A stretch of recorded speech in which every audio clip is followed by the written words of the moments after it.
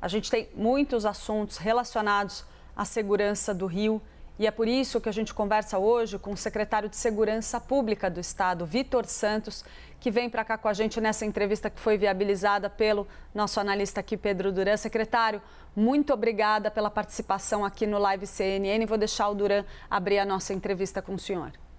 Obrigado, Clarissa. Bem-vindo. Bom dia, secretário. Bom dia, obrigado pela oportunidade. Secretária Basília Rodrigues também está com a gente aqui. Eu queria começar te perguntando sobre essa operação que a Rafaela Cascardo contava para a gente.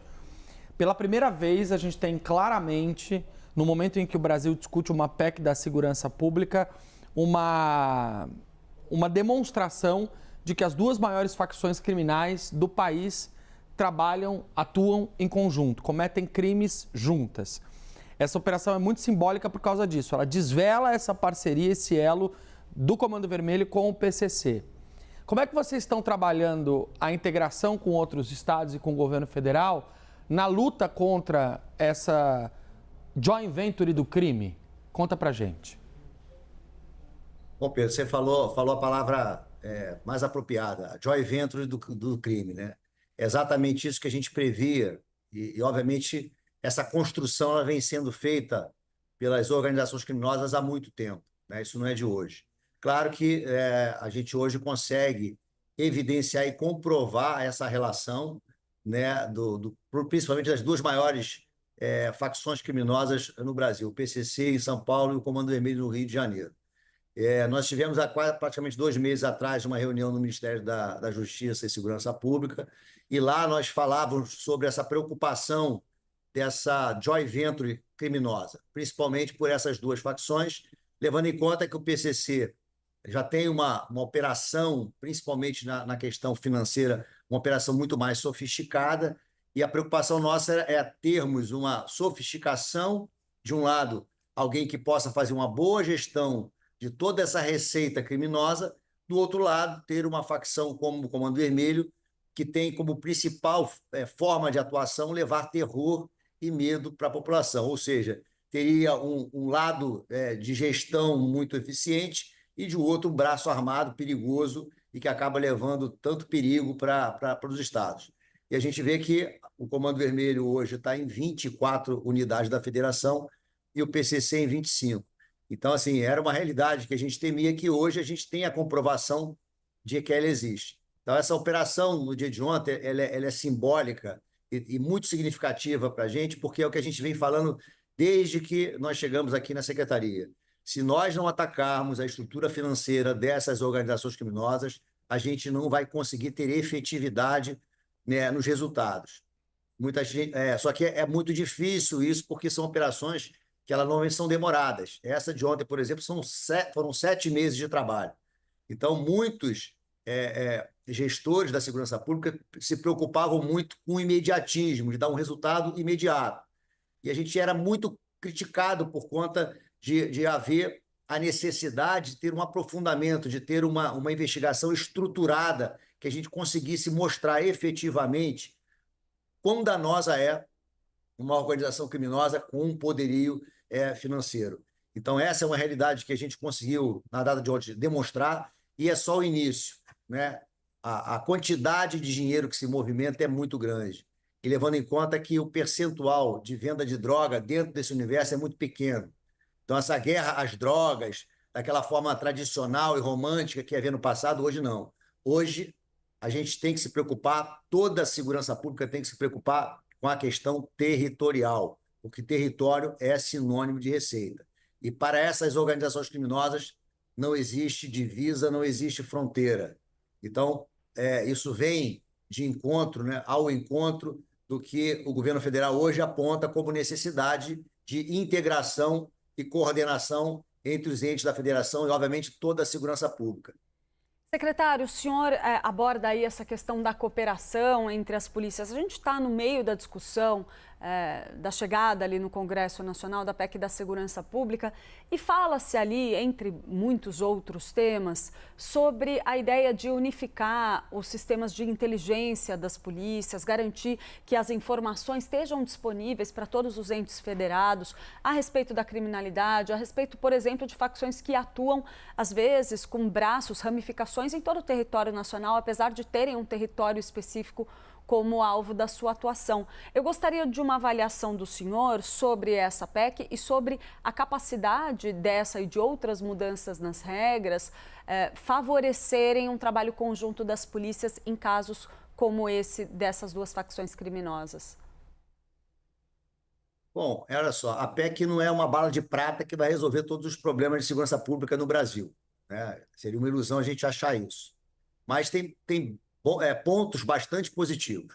Uma deles é ter o Sistema Único de Segurança Pública, né, que sai da esfera de uma lei ordinária e vai a nível constitucional. Isso dá uma garantia muito maior, até porque a complexidade para se movimentar, se aprovar uma emenda constitucional é muito mais difícil do que modificar uma lei ordinária. Então, sair de uma lei ordinária e alçada ao status constitucional, isso é muito importante, até porque isso já ocorre, né, em relação à saúde e educação. Então, esse é um ponto positivo. Outro ponto positivo é que os fundos, tanto de segurança pública como do sistema penitenciário, eles vão estar previstos também na Constituição, e lá na Constituição, já dependendo do texto que foi apresentado, não poderá haver contingenciamento, ou seja, há uma garantia desses recursos serem empregados, seja no investimento ou no custeio. Esse é um ponto bastante positivo. E, claro, a questão da integração, que é muito importante.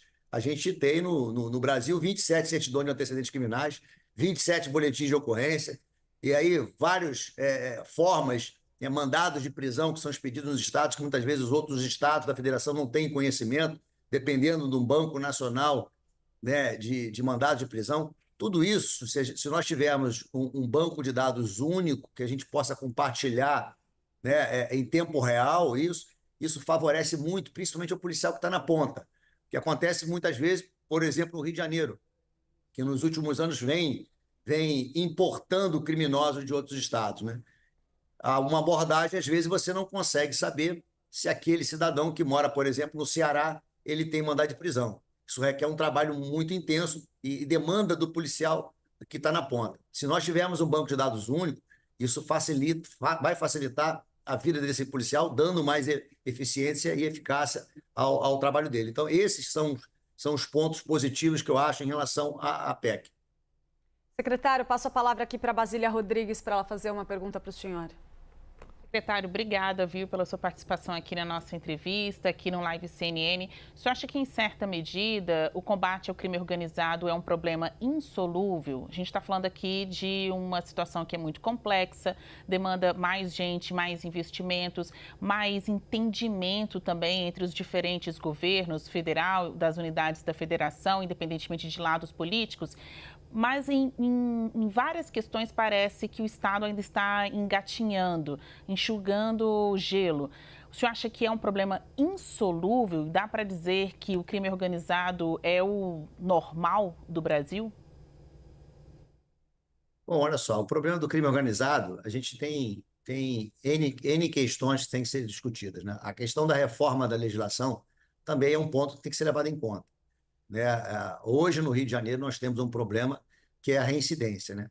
A reincidência, praticamente, principalmente os crimes contra o patrimônio, que são os crimes que mais afetam a população, né? Roubo de celular, roubo de veículos, a gente vê uma reincidência muito grande em relação a esses criminosos. Chega a quase 70% de reincidência. Ou seja, há um retrabalho por conta das polícias.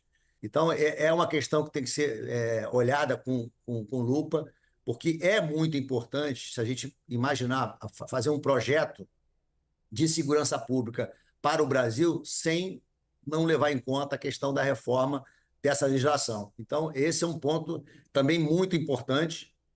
Eu acho que o governo federal tem que abraçar isso, né? Porque hoje é um problema no Rio de Janeiro, mas a gente está vendo que outros estados estão passando pelo mesmo problema.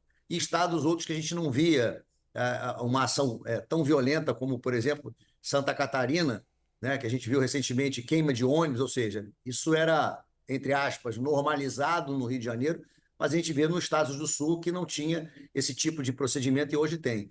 Então, a complexidade hoje da segurança pública é tentar, de alguma maneira, que o governo federal entenda que ele tem que ser o protagonista desse projeto, porque ele tem a visão do todo, tem a visão das 27 unidades. Claro, respeitando a questão de autonomia dos estados, mas a gente não consegue imaginar ter um plano nacional em que o protagonista principal seja o governo federal. Nós conversamos então com o secretário de Segurança Pública do Rio de Janeiro, Vitor Santos. Secretário, muito obrigada pela sua participação aqui no Live CNN. Eu agradeço a oportunidade, estamos sempre à disposição.